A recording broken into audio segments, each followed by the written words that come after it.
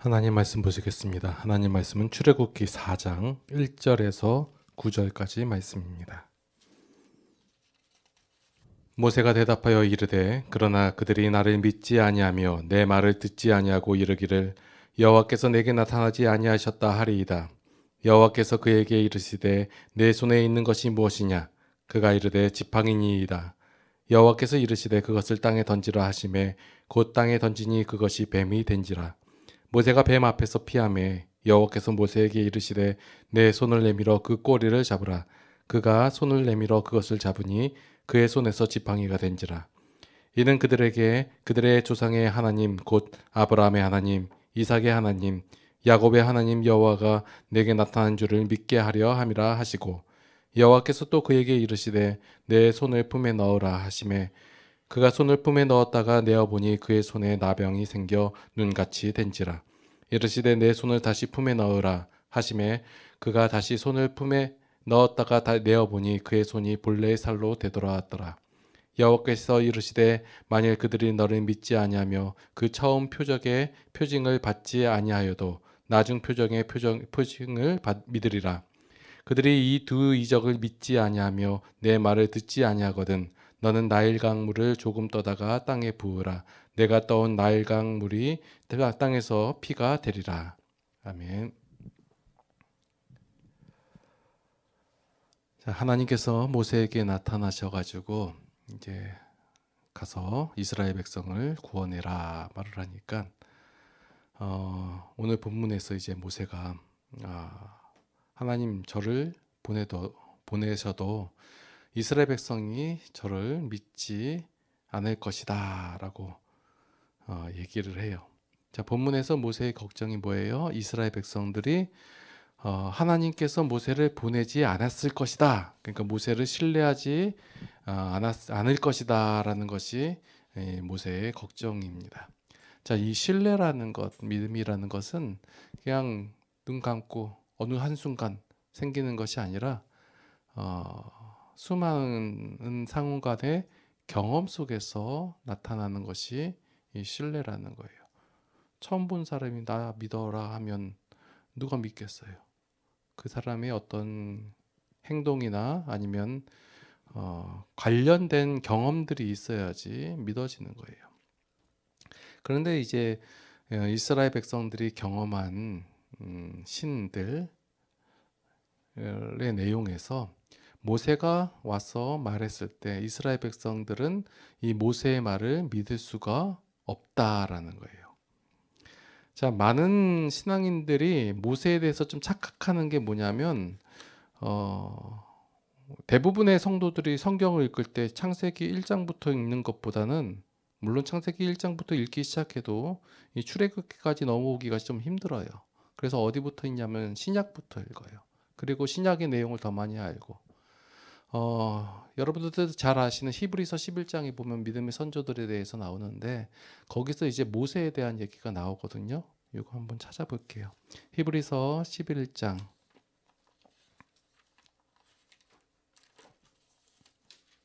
23절에 보니까 자, 믿음으로 모세가 났을 때 그 부모가 아름다운 아이임을 보고 석 달 동안 숨겨 왕의 명령을 무서워하지 아니하였으며 믿음으로 모세는 장성하여 바로의 공주의 아들이라 칭함받기를 거절하고 도리어 하나님의 백성과 함께 고난받기를 잠시 죄악의 낙을 누리는 것보다 더 좋아하고 그리스도를 위하여 받는 수모를 애굽의 모든 보화보다 더 큰 재물로 여겼으니 이는 상 주심을 바라봅니다. 믿음으로 애굽을 떠나 왕의 노함을 무서워하지 아니하고 곧 보이지 아니하는 자를 보는 것 같이 하여 참았으며 쭈쭈쭈쭉 나오죠. 자, 이거부터 읽으니까 모세는 어떤 사람이에요? 위대한 사람이에요. 하나님의 명령도 잘 지키는 자고 그리고 하나님의 편에 딱 쓴 사람이고 믿음의 사람이고 희생을 감수한 사람인 것처럼 묘사가 돼 있어요. 이 말씀을 읽고 출애굽기를 읽으니까 벌써 선입견이라는 게 생겼죠. 모세는 하나님의 편 사람이다. 그런데 출애굽기부터 읽으면요, 여러분 모세의 모습이 이런 모습이 안 보여요. 여러분도 지금 1장부터 지금 3장까지 읽으시고 이제 4장 들어가고 있는데요. 모세가 앞서서 말한 히브리서에서 말한 그런 모습이 아니에요. 그냥 도망쳐서 숨고 살고 그냥 시골 노인 같은 그런 모습이란 말이에요. 지난 장까지만 하더라도 모세는 하나님에 대한 확신이 없었어요. 그러니까 이번에 이제 4장에서 이제 하나님께 반항을 하고 거부하고 이런 내용들이 나타나는 거예요. 3장에서 이미 하나님께서는 모세를 보내셨어요. 왜요? 모세의 능력이나 모세의 자세나 모세의 어떤 실력과는 상관없이 하나님께서 보내셨다 했잖아요. 그러니까 하나님의 의지하고 하나님의 실력과 하나님의 능력이 중요하다 그랬어요. 그런데 4장에 거부하는 말에 나오는 거예요. 모세는 그 하나님이 아무리 뭐 능력자이시고 뭐 힘을 보여주신다 해도 갈 마음이 없었던 거예요.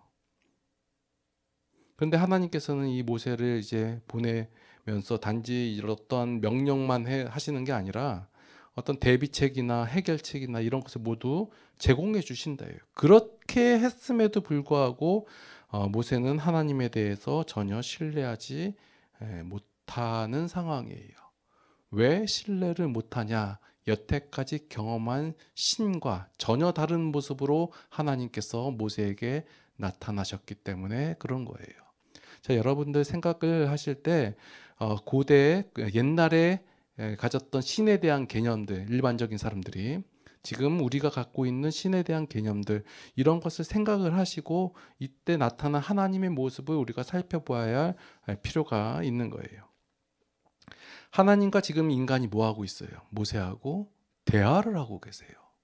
일방적인 명령이 아니라 얘기를 하고 납득시키려고 하시고 설득시키는 모습이 신의 모습이 나타나는 거예요. 이 모습은 고대의 신과는 전혀 다른 모습이에요. 일반적으로 신의 모습은 나타나가지고 명령하고 인간을 억압하고 인간을 조종하고 이런 모습에 익숙한 이런 신관을 가진 자들이었는데 하나님께서 지금 나타나가지고 전혀 다른 모습을 보여주고 있는 거예요.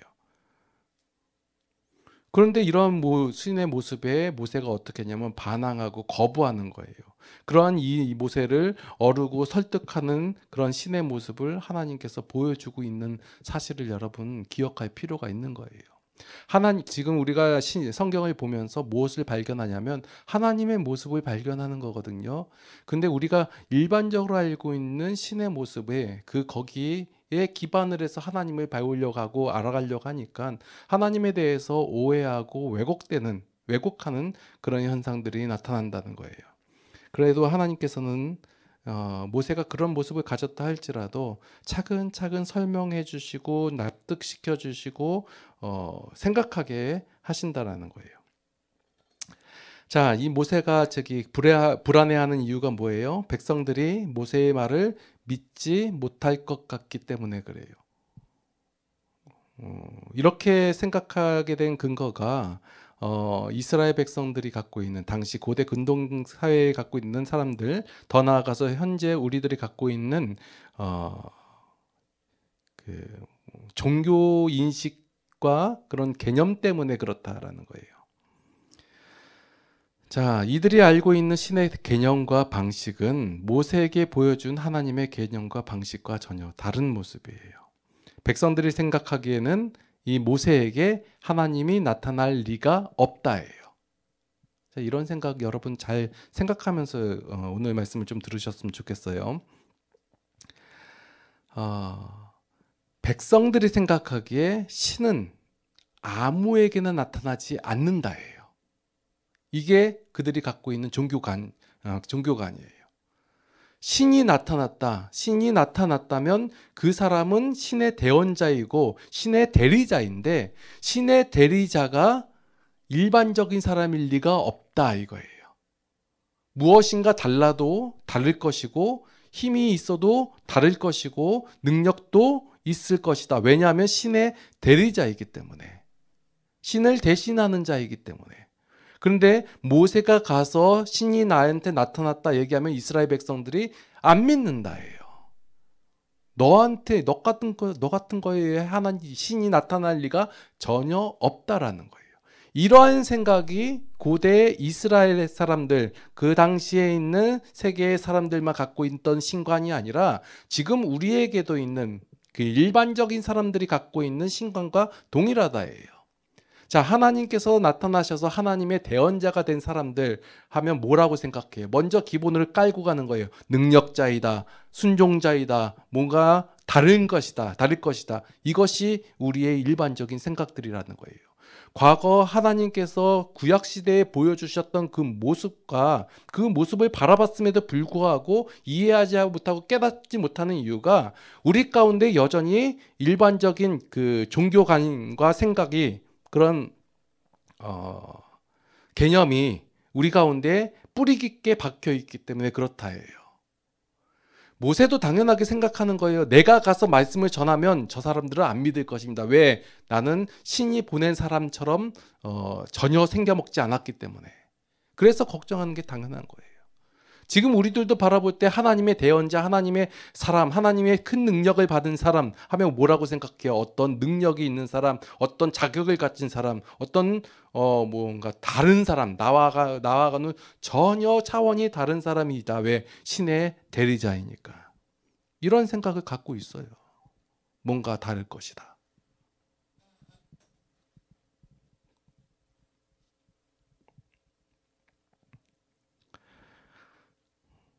그래서 그 모세는 그러한 인물이 아니었기 때문에 그 이스라엘 백성들이 믿지 못할 것이라고 스스로 생각하여서 겁을 먹고 있는 거예요. 왜요? 가면 너 같은 놈이 무슨 신의 대리자냐 하면서 어떡하겠어요? 죽일 수도 있으니까 겁이 있는 거예요. 이 하나님께서는 이런 모세에게 계속해서 설득하고 납득시키는 모습이 나오는 거예요. 그래서 오늘 본문 속에서 보니까 세 가지 이적을 보여주시죠. 두 가지는 보여주시고 한 가지는 가서 하면 될 것이다라고 알려주는 거. 첫 번째가 뭐예요? 지팡이를 던져라. 그러면 뭐가 돼요? 뱀이 되는 거예요. 그리고 뱀꼬리를 잡아라. 그러면 다시 지팡이가 되는 거. 자, 이런 기적을 보여주시는 이유가 뭐냐면 모세를 인정해 주기 위한 것이 아니라 그러한 기적을 통해서 모세를 부르신 하나님의 존재와 능력을 이스라엘 백성뿐만 아니라 애굽 백성들도 알게 하시기 위해서 보여주시는 거예요. 자, 그런데 그 기적의 내용이 뭐냐면 좀 쉬운 거부터 물론 지팡이가 뱀이 변하는 거로는 어려운 일이에요. 그렇죠? 그러나 여러분들이 이렇게 출애굽기를 좀 더 뒤에 읽어보면 자, 지팡이가 뱀이 변하는 건 하나님만의 능력인가요? 아니에요. 애굽 수사들도 지팡이 던져서 뱀으로 변해요. 물론 모세의 지팡이에게 뱀에게 잡아먹히긴 했지만 어때요? 애굽 술사들도 할 수 있는 일을 해요. 자, 이 지팡이라는 게 뭘 뜻하냐면 자, 애굽 왕인 바로에게도 지팡이가 있어요. 바로 그 지팡이가 뭐냐면 왕의 권위와 능력을 상징하는 거거든요. 이 모세가 갖고 있던 지팡이하고 완전히 차원이 다른 그 지팡이를 들고 있단 말이에요. 여기에서 지팡이가 뱀이 변하는 이런 사건을 통해서 이런 기적을 보여줌으로 하나님께서 보낸 자다라는 것을 증명시켜주고 있는 거예요. 자, 그럴 때 이 지팡이가 뱀으로 변하는 거 이런 기적을 보여줘도 사람들이 안 믿으면 왜 안 믿어요? 애굽 술사도 할 수 있는 거니까 쟤도 하는 건데 너도 뭐 어디서든가 배워와서 할 수 있겠지라고 생각할 수 있단 말이에요. 그것도 안 믿으면 그 다음 기적이 뭐냐면 손을 품 안에 넣었다가 뺐을 때 나병이 걸린 것. 나병이 뭐냐면 지금 문둥병을 얘기하는 거예요. 살아있는 채로 썩어가는 것. 이것을 보여줘라 라고 하는 거예요. 보여주셨고 나병이 뭐냐면 신이 저주한 병이에요. 왜냐하면 고칠 수 없는 병이기 때문에 인간이 어떤 노력이나 어떤 수단을 통해 가지고 고칠 수 있으면 그것은 신께서 내린 병이 아니다라고 해요. 왜냐하면 인간이 할 수 있는 거기 때문에. 그런데 할 수 없는 병이 고칠 수 없는 병이 나병이에요. 당시에. 그것은 이제 신께서 저주한 것이다. 신이 내린 형벌이다. 라고 생각을 하는 거예요. 그런데 그것이 그 나병이 다시 품속에 들어갔다 나왔더니 온전해졌단 말이에요. 세상 그냥 원래대로 돌아갔단 말이에요. 이것은 이 병을 고친 것은 바로 신께서만이 할 수 있는 능력이에요. 그래서 이것을 보여줌으로 모세가 하나님께서 보내셨다라는 것을 알려주는 거예요. 자, 그러면 이렇게 했을 때 이스라엘 백성이 믿을까요, 안 믿을까요? 하나님께서 말씀하시기를 안 믿을 것이다 얘기하는 거예요. 그래도 안 믿으면 뭐하라 해요? 자, 나일강 문을 떠가지고 그 앞에서 벌하 그러면 피로 변할 것이다 라고 얘기해요. 결과적으로 얘기하면 이스라엘 백성뿐만 아니라 애굽 백성들 바로왕이 모세가 보여주신 하나님의 그 놀라운 기적들을 보고 믿었을까요, 안 믿었을까요? 안 믿었다예요. 아니, 그러면 하나님 처음부터 그냥 그 센 거 있잖아요. 뭐 태양을 뭐 없어지게 한다든지 아니면 뭐 저기 장자를 죽인다든지 아주 엄청난 그 기적을 처음부터 보여주지. 왜 뭐 지팡이가 뱀으로 변하는 거, 뭐 그 다음엔 뭐예요? 그 나병 고치는 거, 그 나일강이 피로 변하는 거, 뭐 개구리, 뭐 이런 거 왜 차근차근 이렇게 보여주셨을까요? 왜 순서죠? 처음부터 그냥 센 것 보여주지. 왜냐면 자, 여러분들 성경을 대하실 때 뭘 생각하시면서 대하셔야 되냐면 두 가지를 놓고 보는 거예요. 하나님 그리고 인간. 우리가 하나님에 대해서도 모르고 인간에 대해서 잘 몰라요. 이 인간들이 어떤 자신감을 갖고 있냐면 하나님께서 진작에 나에게 그렇게 예를 들어서 장자를 죽이는 뭐 그런 큰 기적을 이적을 보여주셨으면 내가 믿었을 것이다 이렇게 얘기하는 게 인간의 본성이라는 거예요. 처음부터 그냥 작은 거 예를 들어 지팡이가 뱀으로 변하는 그것만 보여줬어도 내가 믿었을 텐데 뭐 그것까지 보여주자 이 얘기예요. 이게 인간의 본성이에요. 하나님께서 여러분들의 삶 속에서 자그마한 기적들을 보여주세요. 그런데 그 가운데 우리의 마음이 뭐가 있냐면 기적을 보여줄 때 이거 꼭 하나님 아니어도 되잖아. 보니까 저기 돈 많은 사촌이 더 나를 이거 도와주고 이걸 해결해 주네. 뭐 꼭 하나님이 아니어도 되잖아. 이렇게 말한단 말이에요.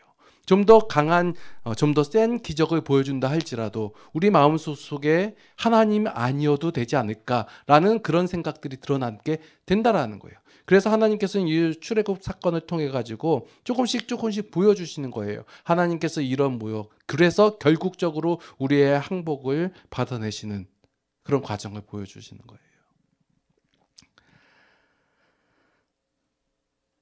자, 이스라엘 백성들은 출애굽과 광야 생활을 통해서도 하나님을 안 믿었어요. 놀라운 일의 영속이란 말이에요. 광야에 갔을 때도 당연히 며칠 밤을 못 세우고 죽어야 마땅한데 구름기둥과 불기둥으로 보호하시고 만나로 먹이시고 그 반석에서 나온 샘물로 먹이시고 계속해서 이런 놀라운 것을 보여주신단 말이에요. 그래도 안 믿었어요.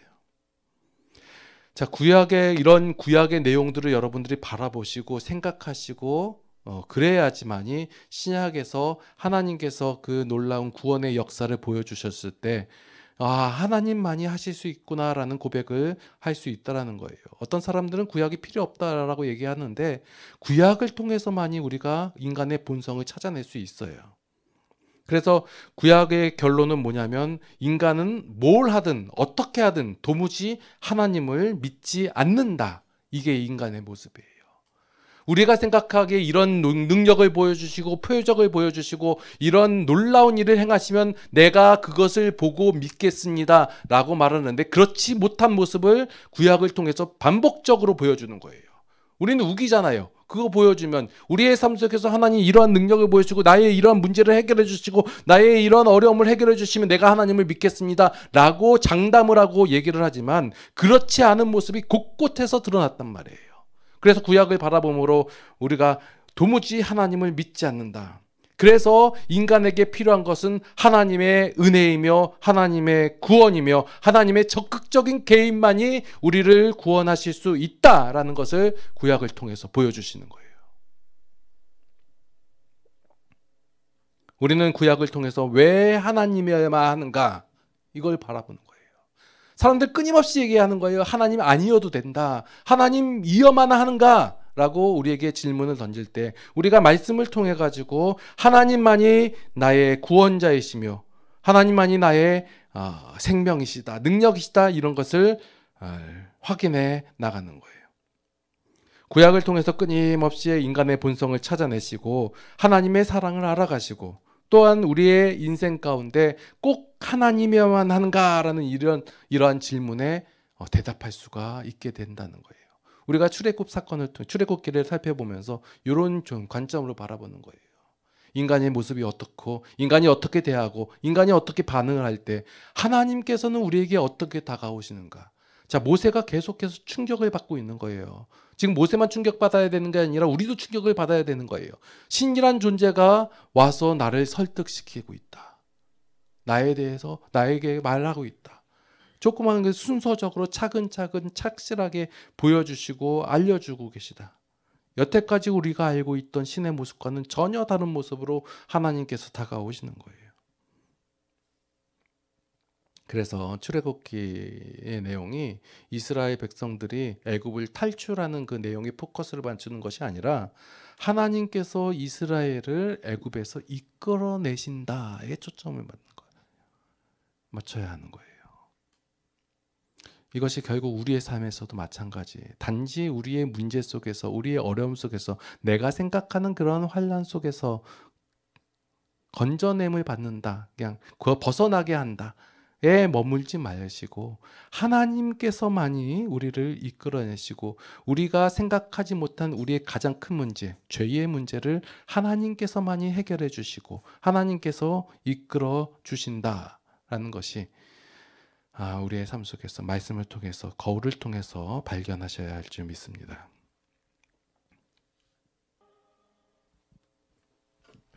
기도하시겠습니다. 하나님, 참으로 저희는 완악합니다.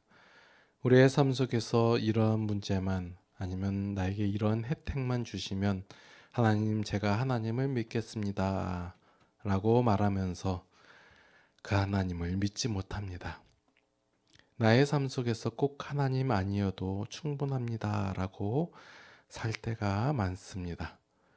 하나님의 은혜가 아니어도, 하나님의 구원하심이 아니어도 나는 괜찮습니다 할 때가 많습니다.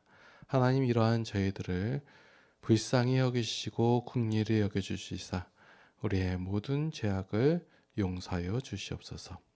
이제 하나님을 바라보게 하여 주시옵소서. 하나님의 성품과 하나님의 속성을 알아가게 하여 주시옵소서.